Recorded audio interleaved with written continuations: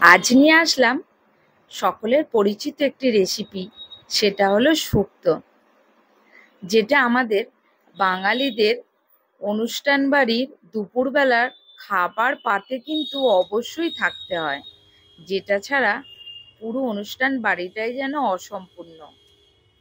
আর অনুষ্ঠান বাড়ির মতন শুক্তো বানাতে গেলে কিছু টিপস, ট্রিক্স আর কিছু কিছু জিনিস, যেমন মশলা কি কি অনুপাতে কতটা কতটা দিতে হবে, সবটাই কিন্তু জানতে হবে। আর তার সাথে রয়েছে সবজি কি করে কাটিং করতে হবে। এই ভিডিওটাতে আমি সবটাই তুলে ধরেছি আপনাদের সুবিধার জন্য, তাই ভিডিওটা স্কিপ না করে পুরোটা ভালো মতন ভাবে দেখতে হবে। এই শুক্তোর জন্য আমি কি কি ব্যবহার করেছি। শুক্তোতে অনেক রকমই সবজি দেওয়া যেতে পারে, তবে আমি এখানে নিয়েছি পেঁপে। পেঁপেগুলোকে ঠিক এরকমভাবেই আমি লম্বা লম্বা সরু সরু পিস করে নিয়েছি। আর এর সাথে নিয়েছি বেগুন, সেটাকেও আমি এরকমভাবে লম্বা লম্বা পিস করেছি। আর নিয়েছি সজনে ডাঁটা, এটাকে আমি ছোট ছোট পিস করে আর এর ছালগুলোকে ছাড়িয়ে নিয়েছি। আর নিয়েছি করলা বা উচ্ছে, যেটা আপনাদের সুবিধা মতন পাবেন সেটাই। আর ওগুলোকেও ঠিক সরু সরু করে এরকম লম্বা লম্বা করে কেটে নিয়েছি। আর এর সাথে নিয়েছি আমি রাঙালু, কাঁচকলা আর আলু, যেগুলোকে সবকটাকেই কেটে আমি জলের মধ্যে চুবিয়ে রেখেছি, কারণ এগুলো জলে না রাখলে পুরো কালো হয়ে যাবে। একটা মশলার পেস্ট লাগবে, যার জন্য আমি নিয়েছি 1 চামচ মতন পোস্ত, 1 চামচ সাদা সর্ষে আর 10-12টা মতন কাজু, আর এখানে 1 ইঞ্চি মতন আদা। এই সবকটাকে আমি খুব ভালো মতন ভাবে পেস্ট করে নেব। এবার একটা কড়াই নিয়েছি, তার মধ্যে 1 চামচ মৌরি, 1 চামচ পাঁচফোড়ন, 1 চামচ রাঁধুনি। এই মশলাটাকে খুব ভালো মতন ভাবে একটু ভাজা ভাজা মতন করে নিতে হবে। একটু সেন্ট উঠে গেলেই এটাকে আলাদা একটা জায়গায় রেখে গুঁড়িয়ে নিতে হবে। আর একটা জায়গায় নিয়েছি আমি ডাল, মুসুর ডাল আমি ভিজিয়ে রেখেছিলাম 2-3 ঘন্টা মতন। আমি এর বড়া বানিয়ে নেব। এর জন্য কড়াইতে তেল দিয়ে দিয়েছি, আর বড়াগুলোকে ছোট ছোট করে কিন্তু আমরা ভেজে নেব। যেমন শুক্তোতে জেনারেলি আমরা বড়ি দিয়েই করি, তবে আমি এখানে মুসুর ডালের বড়া ভেজে আজ শুক্তোটা আপনাদের করে দেখাবো। বড়ি দিয়ে তো আমরা সবসময় খেয়ে থাকি, তবে একটা নিরামিষ আমিষের ব্যাপার রয়েই যায়, কারণ মুসুর ডালটাকে আমরা আমিষ ধরে থাকি। তাই যদি নিরামিষের ব্যাপার থাকে, তাহলে সেখানে মটর ডালের বা বিউলির ডালের বড়ি কিন্তু দেওয়া যেতেই পারে। তবে একবার আপনারা এই মসুর ডালের বড়া দিয়ে ট্রাই করে দেখবেন, খুব সুন্দর কিন্তু খেতে লাগে। আজ আমি ডালটাকে 2-3 ঘন্টার মতন আগে থাকতে ভিজিয়ে রেখেছিলাম, সেটাকে পেস্ট করে নিয়েছি। আর নিয়ে এটাকে ছোট ছোট ওই বড়ির আকারেই বড়াগুলোকে আমি ভেজে নিচ্ছি। বেশ মোটামুটি লাল লাল করে ভাজা মতন হয়ে গেলেই বড়াগুলোকে আলাদা জায়গায় তুলে নিই। তুলে নিয়ে ওই তেলের মধ্যেই কিন্তু আমি বেগুনগুলো ভেজে নেব। শুক্তো সবকটা সবজি যদি আলাদা আলাদা ভাবে ভেজে রান্না করা যায়, তাহলে কিন্তু তার টেস্ট হয় দ্বিগুণ। এখন বেগুনগুলোকে আমি ওই তেলের মধ্যে ভেজে নেব। একটু বেশ লাল লাল মতন হয়ে গেলেই আমার ভাজাটা কিন্তু হয়ে যাবে।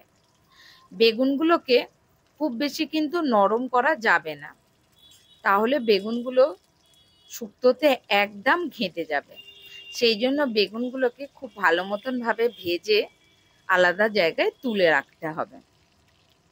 আপনারা কে কেমন ভাবে শুক্তো বানান আমার সাথে কমেন্টে শেয়ার করতে পারেন। এখন বেগুনগুলো ভাজা হয়ে গেছে, এগুলোকে আমি আলাদা একটা পাত্রে তুলে রাখছি। তবে এই বেগুনটার ক্ষেত্রে দেখুন কাটাটা কিন্তু আমার 2 রকম হয়েছে, একটু লম্বা লম্বা আর একটা স্কোয়ার টাইপের হয়ে গেছে, কারণ এখানে বেগুনটা মধ্যে একটু পোকা ছিল, ভালো ছিল না, সেই জন্য কাটতে গিয়ে এটা একটু অসমানভাবে কাটা হয়ে গেছে। আপনারা একদম লম্বা লম্বা করেও কাটতে পারেন। এরপরে ওই তেলেই দিয়ে দিচ্ছি করলা। করলাগুলোকে খুব ভালো মতন ভাবে আমি এখানে ভেজে নেব। করলা উচ্ছে যে যখন যেটাই পাবেন সেটা দিয়েই কিন্তু শুক্তো রান্না করা যায়, আর খুবই ভালো খেতে লাগে। করলাগুলোকে বেশ লাল লাল করে আমার ভাজা হয়ে গেছে। এবারে আমি ওই বেগুনের পাত্রেতেই করলাগুলোকে তুলে রাখছি। এই তেলেই কিন্তু আমাদের শুক্তো রান্নাটা কিন্তু হয়ে যাবে, আর তেলের দরকার পড়বে না। এতে আমি দিয়ে দিচ্ছি ফোড়নের জন্য দুটো তেজপাতা, 1 চামচ মতন পাঁচফোড়ন, আর কিছুটা রাঁধুনি দিয়ে এটাকে একটু ভাজা ভাজা মতন করে নিয়ে এর মধ্যে বাদবাকি যে সবজিগুলো ছিল সেইগুলো সবকটাই দেবো। প্রথমেই দিয়ে দিলাম পেঁপেগুলো। পেঁপেগুলোকে প্রথমে তেলের মধ্যে একটু ভাজা ভাজা মতন করে নেব। অল্প একটু ভাজা হয়ে আসলেই এরপরে বাকি যে সবজিগুলো ছিল, আলু, কাঁচকলা, রাঙালু, সেইগুলোকে কিন্তু এখন সবকটাকে আমরা দিয়ে দেবো। দিয়ে সব সবজিগুলোকে কিন্তু খুব ভালো মতন ভাবে তেলের মধ্যে নাড়াচাড়া করে বেশ একটু ভাজা ভাজা মতন করে নিতে হবে। তবে এই সবজিগুলো ভাজতে ভাজতেই কিন্তু 50% মতন কিন্তু সেদ্ধ হয়ে যায়। এখন সবজিগুলো মোটামুটি ভাজা কমপ্লিট। এর মধ্যে এখন দিয়ে দেবো সজনে ডাঁটাগুলো। সজনে ডাঁটাগুলোকে দিয়ে একটু নাড়াচাড়ার পর যে পেস্টটা আমরা বানিয়ে রেখেছিলাম সর্ষে, পোস্ত, কাজু আর আদার, সেই পেস্টটাকে এখন দিয়ে দেবো। দিয়ে আলুর সবজিগুলোর সাথে পেস্টটাকে একটু ভালো করে কষাতে হবে। এর মধ্যে এখন কিন্তু আমরা কোনো রকম জল কিছু দেবো না। এর মধ্যে দিয়ে দিচ্ছি একটু নুন আর 1 চামচ মতন চিনি। নুন মিষ্টিটা আপনারা দেখে দেবেন, তবে শুক্তো একটু মিষ্টি মিষ্টি ভালো লাগে, যে যতটা মিষ্টি পছন্দ করেন তেমন দিতে পারেন। দিয়ে একটু ভালো মতন ভাবে কষিয়ে নিতে হবে মশলাটা। এর মধ্যে আমি দিয়ে দেবো এবারে 2 গ্লাস মতন দুধ। আমি এখানে জল কিন্তু ইউজ করছি না, আপনারা চাইলেন 1 গ্লাস জল 1 গ্লাস দুধও দিতে পারেন। আমি এখানে 2 গ্লাস দুধই দিয়েছি। দিয়ে এটাকে ভালো মতন ভাবে নাড়াচাড়া করে এখন এটাকে 10 থেকে 15 মিনিট হাই ফ্লেমে ফুটতে দিতে হবে। তবে সবজিগুলো মোটামুটি কিন্তু আমার 50% সেদ্ধ হয়েই আছে।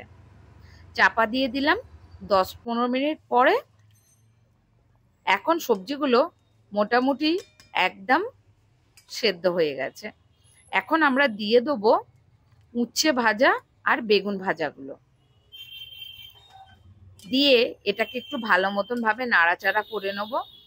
দেখবেন যাতে এমন নাড়াচাড়া না করেন যাতে সবজিগুলো সব ঘেঁটে যায়। আস্তে আস্তে নাড়াচাড়া করে এটাকেও আবার 5-10 মিনিট ফুটতে দিতে হবে। এরপরে আমরা দিয়ে দেবো যে ডালের বড়াগুলো ভেজে রেখেছিলাম, বা আপনারা যদি বড়ি ব্যবহার করেন বড়িটাকেও ঠিক ওই ডালের মতন ওরম ভাবে তেলে ভেজে রেখে ঠিক এরকম সময়তেই বড়িগুলো দিয়ে দেবেন। দিয়ে এটাকেও 5-10 মিনিট ফুটতে দিতে হবে। দেওয়ার পর আমি এখানে দিয়ে দিচ্ছি 2 চামচের মতন ঘি।